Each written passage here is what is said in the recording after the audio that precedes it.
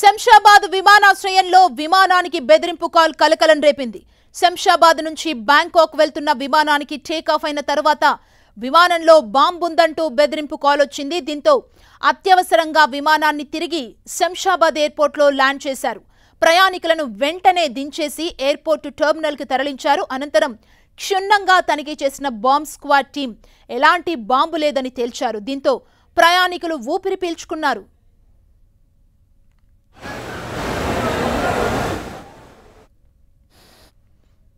శంషాబాద్ నుంచి బ్యాంకాక్ వెళ్తుంది విమానం టేకాఫ్ అయిన కొద్దిసేపటికే విమానంలో బాంబు ఉందంటూ బెదిరింపు కాల్ వచ్చింది. శంషాబాద్ నుంచి బ్యాంకాక్కి టేకాఫ్ అయిన విమానంలో ఈ బెదిరింపు కాల్ రాగానే ఇమ్మీడియట్గా దాన్ని ల్యాండ్ చేశారు. బాంబ్ స్క్వాడ్ అక్కడికి చేరుకొని తనిఖీలు చేయగా అందులో ఎలాంటి బాంబు లేదని బాంబ్ స్క్వాడ్ టీం తెలిపింది. అందులో ఉన్న ప్రయాణికులు ఊపిరి పీల్చుకున్నారు. వరుసగా ఈ మధ్య విమానాల్లో బాంబు బెదిరింపు కాల్స్ వస్తూనే ఉన్నాయి. ఇప్పుడు మనం చూస్తున్నాం శంషాబాద్ నుంచి బ్యాంకాక్ వెళ్తున్న విమానానికి టేకాఫ్ అయిన కొద్దిసేపటికే బాంబు విమానంలో పెట్టామంటూ బెదిరింపు కాల్ వచ్చింది. మరింత సమాచారాన్ని మా ప్రతినిధి సునీల్ మనకు అందిస్తారు. దీనికి సంబంధించి సునీల్, వరుసగా ఇలాంటి కాల్స్ వస్తూనే ఉన్నాయి, ఏం చెబుతున్నారు అధికారులు?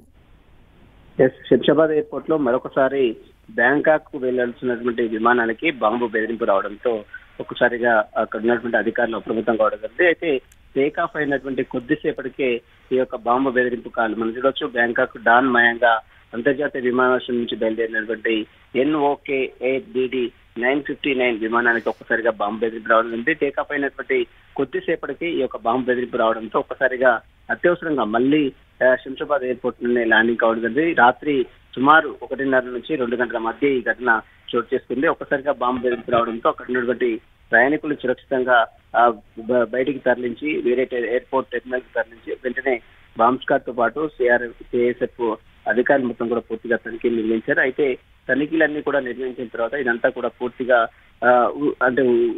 ఇదంతా కూడా ఊరికేనే చేశారు, ఇదంతా కూడా ఫేక్ కాల్ అంటూ కూడా ప్రస్తుతం అయితే పోలీసులు గుర్తించారు.